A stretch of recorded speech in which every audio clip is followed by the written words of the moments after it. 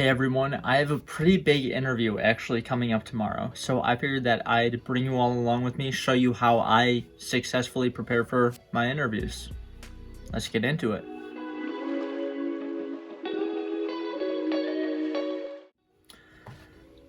Now, the first thing that you may have noticed is I said that the interview's tomorrow.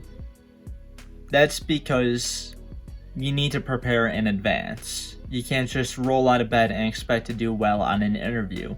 And one of the biggest steps is actually what I'm going to be doing right now, and that's going to be research.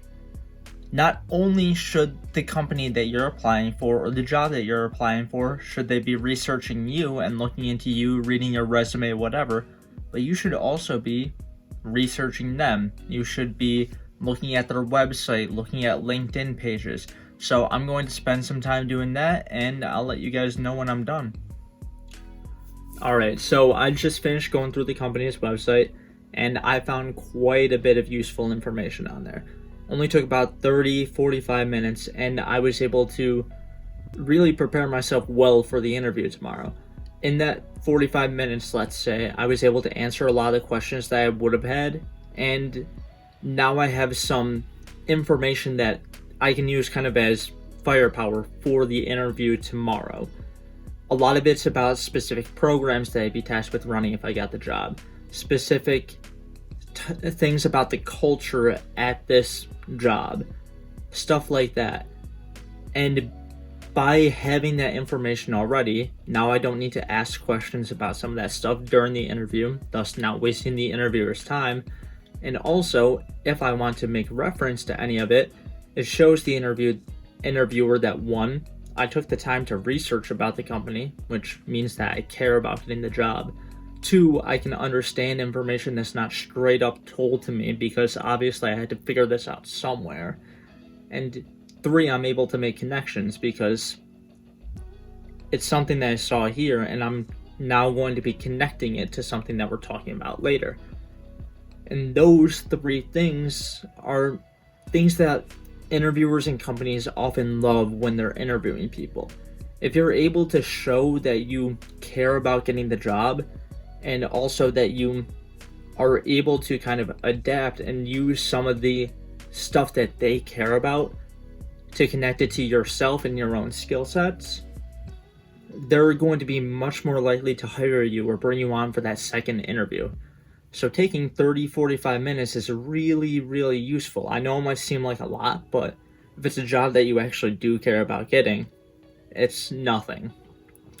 Now, I may go in and may do a bit more research here in a little bit, but next is one of the most important things when it comes to an interview, picking out the outfit. I know that the interview is tomorrow.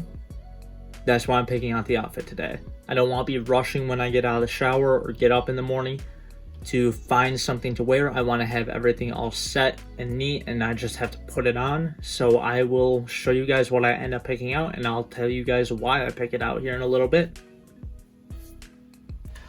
Alright, so bear with me. My apartment isn't the biggest, so I don't have the best camera setup for this, but I'm undecided between either coaching polo from my high school football coaching job or just a simple black Tommy Hilfiger polo. Going to end up being one of those two. And then for pants, just simple khakis. Just gonna iron these out and end up wearing these. Alright. Now, when it comes to picking out an outfit for a job interview, I always want to make sure I look as good as possible while still fitting the spirit of whatever job I'm interviewing for. So the bare minimum I'll wear is khakis and a polo, and the most I'll wear is a full suit. But considering that this is an online job interview and I'm interviewing for an assistant athletic director position, I think that the khakis and the polo suits that better than anything else. So, I'm still undecided between those two polos. The one looks slightly more professional, but the other is literally a coaching polo. It shows that I have experience in the field and shows that I still am connected to the field. So, when it comes to situations like this, I'm going to do what I always do and what I recommend that everybody else does when it comes to most stuff. Get a second opinion. I don't care what is you're getting an opinion about, but narrow down your choices to 2 or 3 options. Send it to someone whose opinion you trust and has some expertise in the field, and give them your rationale behind it. So in a case like this, I'm going to send those 2 polos or pictures of them to 2 people who know professional style, at least a little bit. I'm going to tell them, I'm undecided. Here's why I'm thinking of this polo. Here's why I'm thinking of this one. What are your thoughts? And based on what they say, I'll make a decision. Don't send stuff to people who don't have any experience in a specific field. So if you know a friend who doesn't have any experience doing professional interviews, but they're good with street clothing, they might be helpful, but when it comes to something like this, they probably won't know exactly what you should be going for. Same thing with writing a resume. Your friend might be a brilliant creative writer, but they might not know how to present someone in a good light on a cover letter or a resume. So those are just things to keep in mind whenever you're asking for second opinions on stuff like this. The only other thing that I have to do today to prepare is make sure that I print off a copy of my resume so that way I can keep it next to me during the interview tomorrow. I know it might sound silly, but we often get so caught up in the things that we're doing now, and we get kind of absorbed into the interview that we forget some of the stuff we may have on there that could be useful for us. So just having that next to you right there can be really helpful during the interview process, especially during online interviews where if you take a quick glance over to the side, nobody's going to really notice. It's a huge benefit, and I highly recommend doing it. So with that being said, I'm going to figure out which of those 2 polos I'm going to wear, print off that resume, and then make sure I get enough sleep tonight as well. But other than that, I will see you guys tomorrow morning when I start actually getting ready. It is the next morning. I've got about 2 hours left before the interview starts. Time to clean this up and then take a shower and finish getting ready. Alright, now that this is cleaned up a bit, it's time to get in the shower and get dressed. See you in a few. Alright, all dressed and ready. I ended up going with this polo right here. I feel like it suits the interview and the job a bit better. Interview starts in about 8 minutes, and yeah, I'll give everyone an update once it's done, let you guys know how it went. Alright, so I just finished the interview up a couple of minutes ago, and I've just been taking care of some paperwork since then, but it seems like this is a job offer that I'm actually going to get. I'm still unsure myself if it's actually something that I'm going to take. I'm not sure if they'll be able to provide the salary and the work-life balance that I want. Even though it is just a summer job, it is a job that would require a lot of work, but I still figured that this is something that I should follow through with, take the interview, and finish the application process anyways, if for nothing else than to show you guys what I do to successfully interview and get a job, essentially. Now, one of the biggest things that the interviewer mentioned was how well spoken I was during the interview, and how I was able to go into such great detail about how my experience related to the job. That's something that's very important to do during any interview. Be specific and relate anything that you have to the job.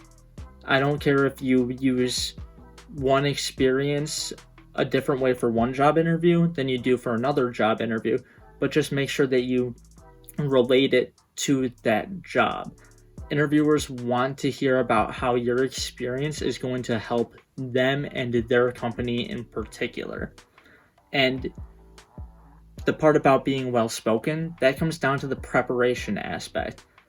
I was able to just go off the cuff, essentially, because I knew what I was going to say. I didn't have to sit there and put together pieces about what the job was going to be like or how my experience related to it, I could just talk. If I had to sit there and think about it too much, then I would have stammered. I wouldn't have gotten my points across as well. And that's something that would have negatively impacted the interview.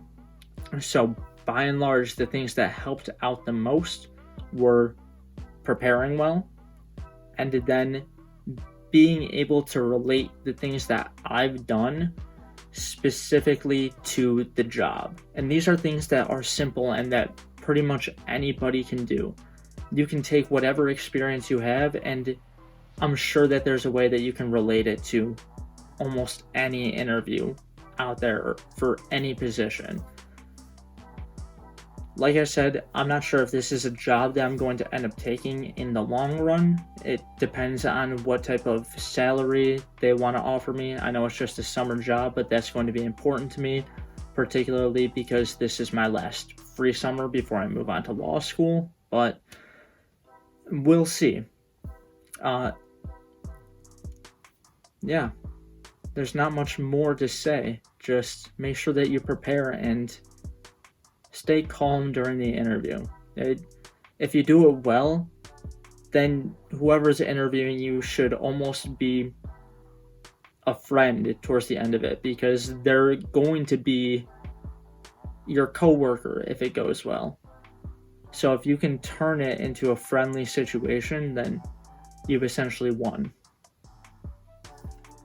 Alright, just a few last ideas of things that I wanted to cover about how I successfully prepare and execute on job interviews and how I get job offers almost every time that I go in for an interview.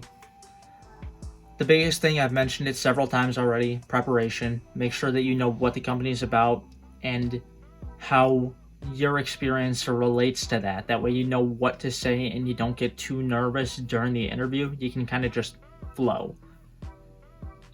The next thing is thinking about what they actually want. Put yourself in the employer's shoes. Pretend that you're the interviewer for a second before you even go in.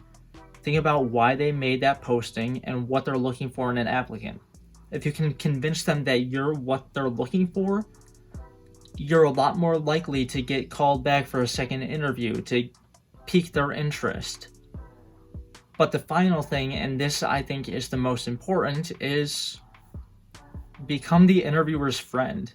I mentioned this briefly, but if this goes well, you're going to be coworkers. And oftentimes, I don't know about you guys, but I end up becoming good friends with a lot of my coworkers. So if you can make this person your friend before you're even done with the interview, they're going to be a lot more likely to want to give you the job because you're essentially already their friend. I know this may sound kind of hard for a lot of people, but they're coming into the interview wanting to like you. Hell, they already like you. They read your resume and they invited you for an interview. So show up on time, smile, and make a joke every once in a while if you can. If you can get them to smile and laugh, then it's almost a done deal. People try and treat interviews way too professionally. Even in professional interviews for higher level stuff, remember that the person on the other side is a person. So when you get them to like you, they're going to want to help you out. That's all for my process when it comes to interviewing and successfully getting job offers. But remember, if you liked this video, if you like this type of video, leave a like, leave a comment telling me what you liked about it, and above all else, please make sure to subscribe. It really does mean a lot and it helps out the channel a lot. Thanks so much, and I'll see you next time.